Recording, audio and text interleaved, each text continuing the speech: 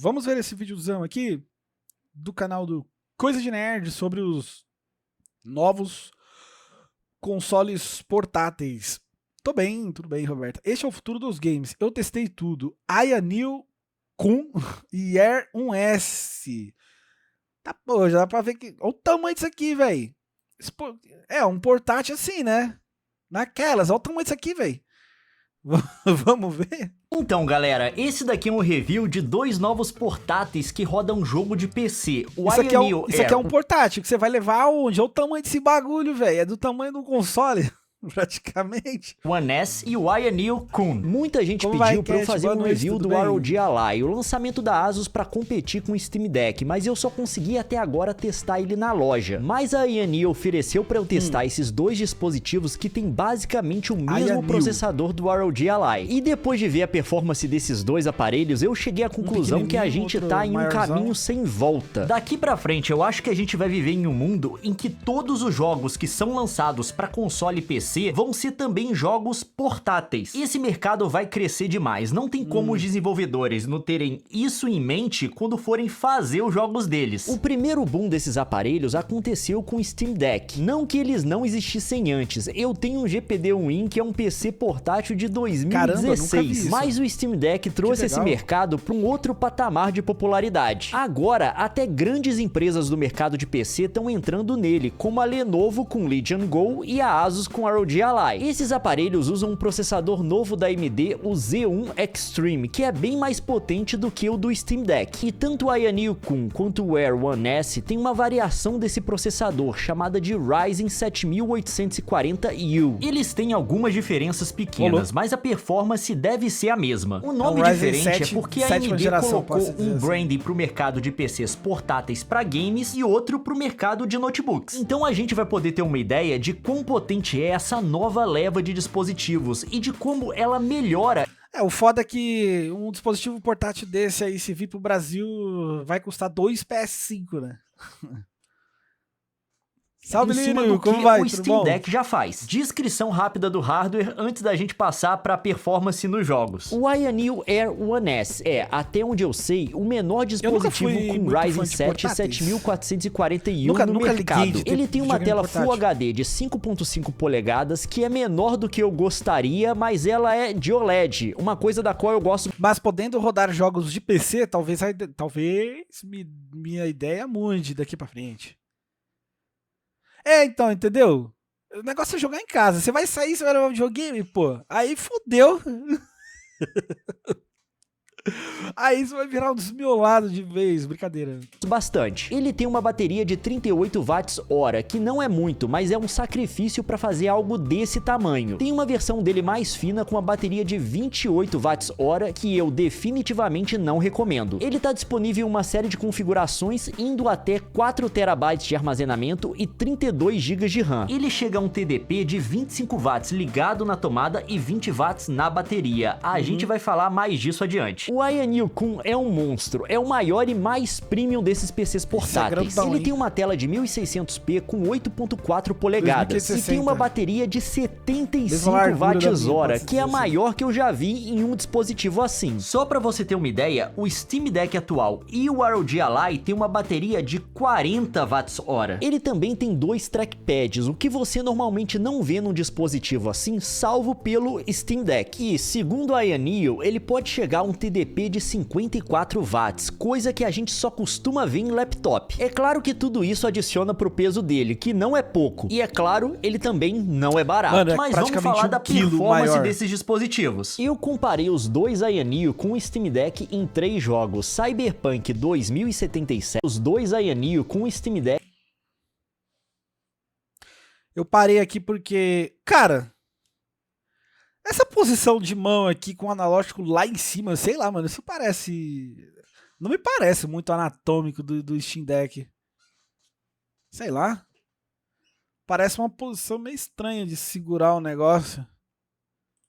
Em 3 jogos: Cyberpunk 2077, Ratchet & Clank Rift Apart e Marvel's Spider-Man Remastered, em vários TDPs. Só uma explicação rápida sobre TDP, que é o Thermal Design Power. É o valor em watts que indica o output de calor do processador. Ele dá pra gente uma ideia do consumo do dispositivo. Não é um valor muito preciso para indicar consumo, porque cada fabricante de processador vai ter uma metodologia diferente para calcular esse número. Por exemplo, o Steam Deck tem um TDP máximo de 15 watts. Não quer dizer que o processador só consome até 15 watts. Na verdade, ele pode passar de 20 watts de consumo. Mas como esse é um número que esses dispositivos permitem que a gente controle, ele que vai ter que servir de base para esse tipo de comparação. Começando com o Cyberpunk 2077, que tem um teste de benchmark do próprio jogo, o que vai dar resultados mais fidedignos pra gente, em 1080p, com os gráficos no preset baixo, mas sem upscale nem resolução. Ele tá falando sobre isso pra quê? É pra ver o quão longa pode ser a duração da bateria do dispositivo?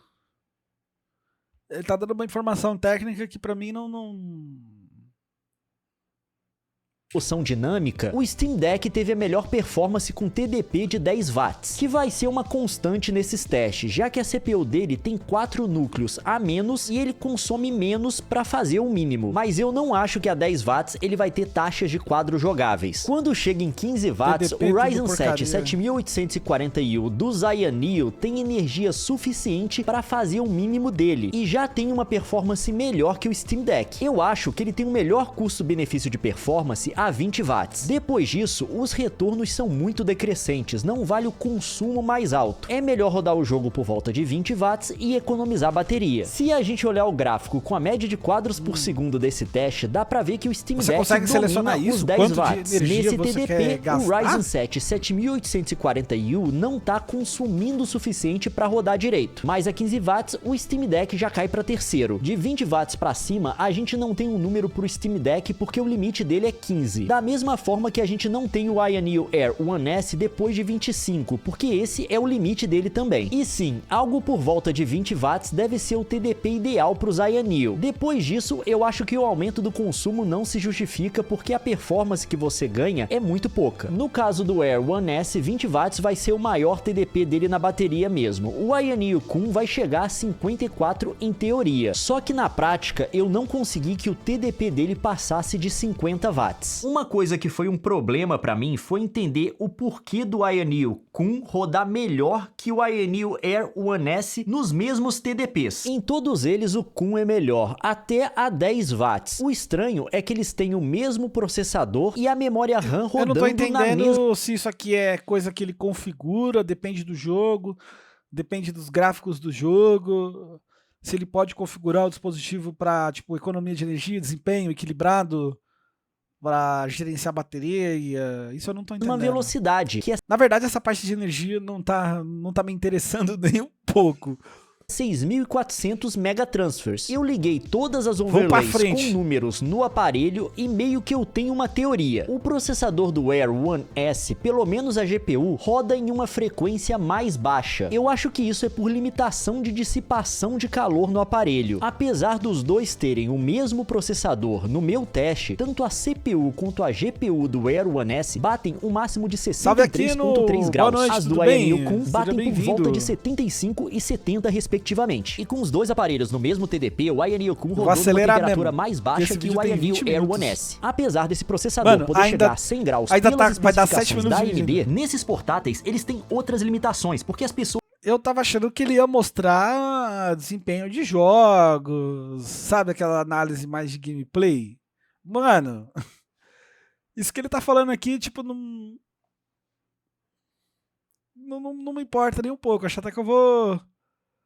pessoas estão segurando eles, você não quer queimar a mão do usuário. Além disso, um processador quente demais pode estragar a estrutura do aparelho. Essa case é feita de plástico, que tipo, deforma. Já que a gente falou de temperatura, eu não acho que o Steam Deck e o Aya Neo Air One S fiquem quentes na parte em que você segura. Contudo, no máximo, o Steam Deck fica em torno de 30 graus na parte que as suas mãos encaixam. O Air One S fica em torno de 31. Tem uma parte perto do lugar da mão que pode passar de 35, mas o design dele consegue isolar os seus dedos. Isso pode depender do jeito que você segura o aparelho e do tamanho das suas mãos. mãos. Eu não tive problema. Já o Aya Neo-kun é um pouco diferente. Rodando no máximo, ele bateu mais de 36 graus em um dos locais em que você coloca a mão. Mas como isso pode ser um problema se a temperatura média do corpo humano é entre 36 e 37 graus? Não é nem pra ser quente. Em teoria, acontece que as extremidades do corpo, tipo as suas mãos, ficam numa temperatura alguns graus mais baixa que o resto do corpo. Então quando ele bate 36 graus, não é que ele fique quente, mas é como se a mão tivesse mais dificuldade de se resfriar, o que gera um desconforto. Você não vai rodar ele no máximo normalmente, você vai ficar com então mais calor. Isso talvez não seja um problema pra você. Mas como eles permitem oficialmente que você faça isso, eu tenho que reportar esse problema. Continuando com os benchmarks. No Ratchet & Clank Rift Apart, em 1080p, com gráficos no médio, com temporal anti-aliasing e sem resolução dinâmica nem upscale, as mesmas conclusões que eu tirei com Cyberpunk se repetiram. Esse teste é menos preciso que o de Cyberpunk porque sou eu controlando o personagem. Eu escolhi uma parte que eu acho que demandaria mais CPU que essa na Nefarious City com um monte de NPC. De novo, o Steam Deck ganhou com 10 watts. Um TDP baixo desse não ajuda o Ryzen 7 7840U dos Aya Neo, mas eles venceram fácil depois disso, com algo em torno do TDP de 20 watts como sendo, na minha opinião, o melhor custo-benefício de performance e consumo. Ah, e se você estivesse perguntando o porquê dos números do Aya Neo estarem todos certinhos e do Steam Deck tá com esse recorte feio no canto, é que eu não consigo extrair valores da ferramenta de telemetria do Steam Deck, como eu consigo fazer nos Aya Neo. Então vai ficar feio assim. O teste mais imperfeito que eu fiz, mas que foi muito revelador, foi do Spider-Man Remaster. 1080p, preset médio, temporal anti-aliasing, sem resolução dinâmica nem upscale. Eu fiz um trajeto swingando de teia na avenida do prédio dos Avengers. E eu tentei fazer a coisa igualzinha em todas as vezes, mas é muito complicado, porque a taxa de quadro dele cai demais quando você chega muito perto do solo. A performance vai variar dependendo se você tiver mais alto ou mais baixo. Mas esse teste foi bom porque eu acabei observando uma limitação do Steam Deck nessas configurações. Se a gente olhar o teste só dele a 15 watts, dá pra ver que o jogo tá rodando cheio de travadinhas. A taxa de quadro não tá lisa. Porém, se você olhar no benchmark dele, ele tá rodando a mais de 30 quadros. E esse vídeo é em 30 quadros. Não era pra imagem dele tá fluida? O problema é com outra coisa que a gente chama de frame time, que é o tempo do quadro. Não basta ter 30 quadros por segundo. Esses quadros têm que ser entregues pra você em um intervalo certo, tipo um metrônomo. Se vier tudo picado, tipo, vem um pouco, para, vem um pouco, para, vem um pouco, para, você vai ter um jogo todo travado, mesmo tendo nominalmente a taxa de quadros que você quer. Se a gente comparar o Steam Deck com a Aya Neo-kun no mesmo TDP, 15 watts, dá pra você ver a diferença de fluidez entre os dois, mesmo com o Steam Deck batendo mais de 30 quadros. Uma observação à parte, com tudo na mesma configuração, o Motion Blur do Steam Deck decidiu não funcionar. Eu não sei o que tá causando isso, mas enfim. Eu acho que os travamentos são um problema de CPU. O Steam Deck tem uma CPU só de 4 núcleos, contra 8 dos Aya Neo, e ele prioriza alocar a energia dele pra GPU. Aí a CPU, coitada, fica sem força o suficiente. A CPU é muito importante em jogos de mapa aberto como Spider-Man, porque ela controla a inteligência artificial de tudo que você vê na rua, tipo carros e pessoas. E ela ainda tem que fazer um constante stream de assets gráficos pra GPU,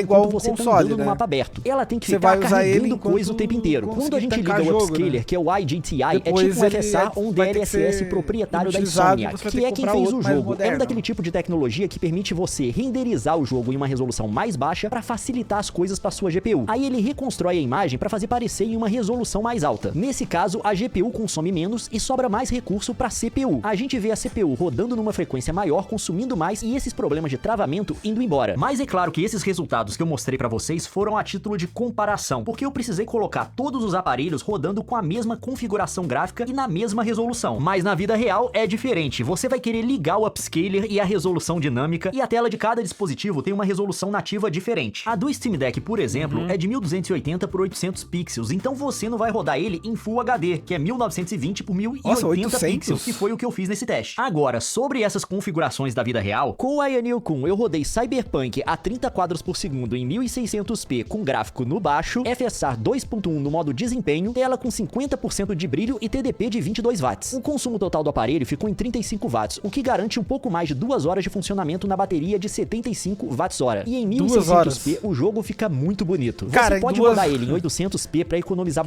2 horas jogando não é nada, velho. Bateria, que é um quarto da resolução dele e é a mesma resolução do Steam Deck. Mas pra mim, isso só valeria a pena se desse pra rodar a 60 quadros constantes. E ele não consegue mesmo que você coloque o jogo em qualidade gráfica de batata. O limitador é a CPU. No Aya Neo Air One S em 1080p a 30 quadros com gráfico no baixo, FSR no balanceado, tela 50% e TDP de 20 watts, o consumo total ficou em até 33 watts, o que deve dar perto de 1 hora e 10 minutos na bateria de 38 watts-hora. Os outros testes que eu fiz foram só com o Aya Neo-kun. No Ratchet & Clank Rift Apart em 1600p a 30 quadros com resolução dinâmica e IGTI ligados, gráficos no médio e TDP a 20 watts, o consumo... Desculpa, isso é um console de mesa que você consegue usar por um tempo sem estar ligado na tomada.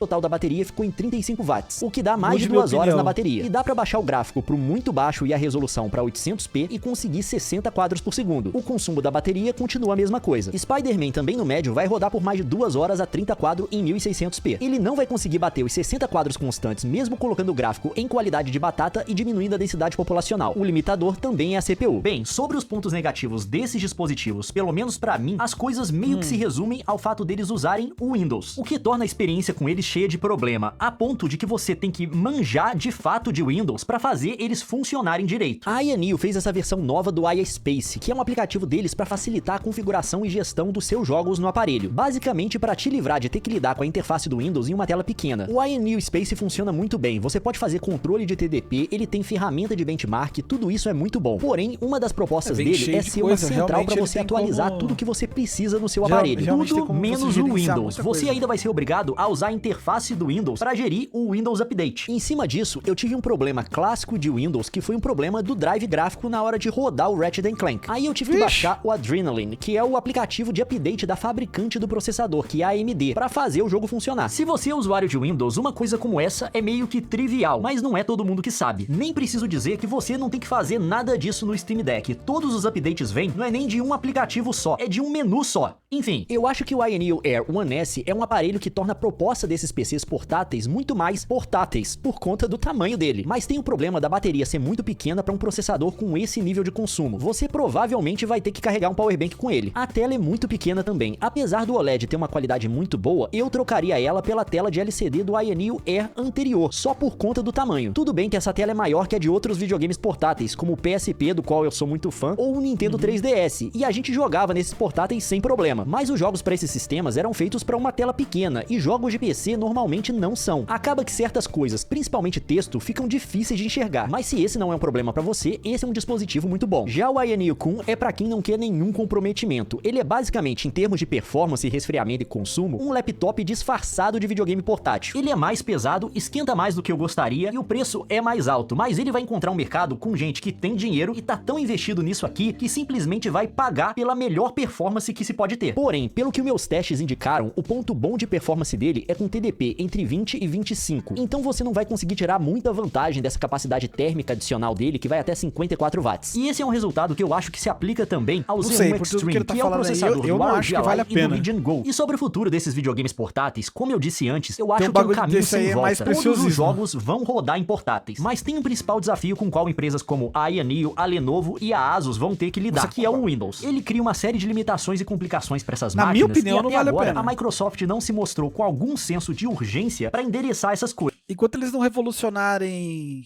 o uso de baterias para elas se tornarem mais duráveis, não sei, mano. Você conseguir usar o negócio fora sem estar carregando por 1 hora, 1h30, isso não é tempo nenhuma. Tipo, vou pensar na época que eu ia trampar de metrô, vamos colocar assim, não duraria nem até eu chegar lá. Acabaria a bateria antes de eu chegar lá. É engraçado que quando o Steam Deck saiu, a principal reclamação em relação a ele era por conta dele rodar Linux, o que gerava um monte de problema. E eles ainda existem, não é todo jogo que vai rodar no Steam Deck, principalmente jogos online como Destiny, que dependem de algum software anti-trapaça que só tem para Windows. Porém, a Valve trabalhou pesado nesses últimos quase 2 anos para atualizar o Steam Deck e deixar a experiência de usuário lisa nele, de forma que agora ele funciona de uma maneira mais parecida com um sistema como o Nintendo Switch do que com um PC. Ele virou de fato um PC de gaming pra quem não manja de PC. Você pode dar um Steam Deck pra uma pessoa que não manja nada e ela vai conseguir baixar um jogo e sair jogando sem ajuda. Nunca ou raramente ela vai ter um problema que demanda mais conhecimento técnico pra resolver. E isso não pode ser dito desses PCs Windows. Depois que eu tive que baixar o Adrenaline neles pra fazer update do drive gráfico, eles passaram a ter 3 apps diferentes nos quais eu tenho que baixar update pra funcionar direito. O app de configuração do Windows, o Ayaneo Space e o Adrenaline. Sem contar com o update do jogo que eu tô jogando, que eu vou fazer. Pra quem não manja e só quer jogar, já fica mais pela complicado. Steam, Xbox, App Store, enfim. Eu não recomendaria esses dispositivos para quem não tem conhecimento técnico para resolver problema de Windows. Já o Steam Deck, hoje em dia, eu recomendo para qualquer um, mesmo para quem não entende nada disso. E com a chegada do Steam Deck OLED, que foi anunciado durante a composição do roteiro desse vídeo, e que eu pretendo revisar, isso vende oficialmente aqui no Brasil? É ainda mais tentadora se comparada com os aparelhos com Windows. Mas esses aparelhos também têm algumas vantagens. Primeiro, eles são mais potentes e, eu acho, vão conseguir rodar jogos novos por mais tempo. A gente já viu jogos que não conseguem rodar com pelo menos... Esse tipo de coisa acho que nem vem pra cá por se tornar tão caro, né? Acho que é o mesmo motivo que as Ninjinhas 250 de 4 cilindros também não vem pro Brasil. Eu tenho uma de 2 cilindros. Eu acho que ela não vem pra cá porque ela seria tão caro que não vale a pena.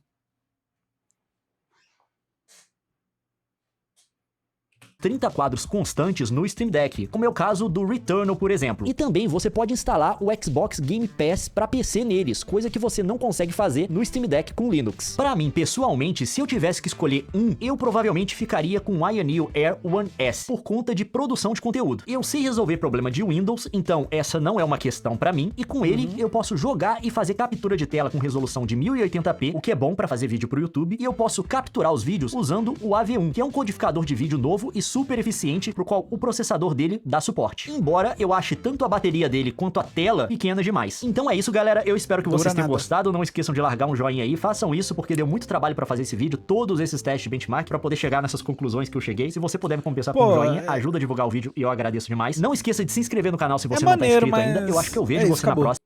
Acabou aí. É maneiro, mano, mas como eu falei, acho que não compensa. Eu acho que não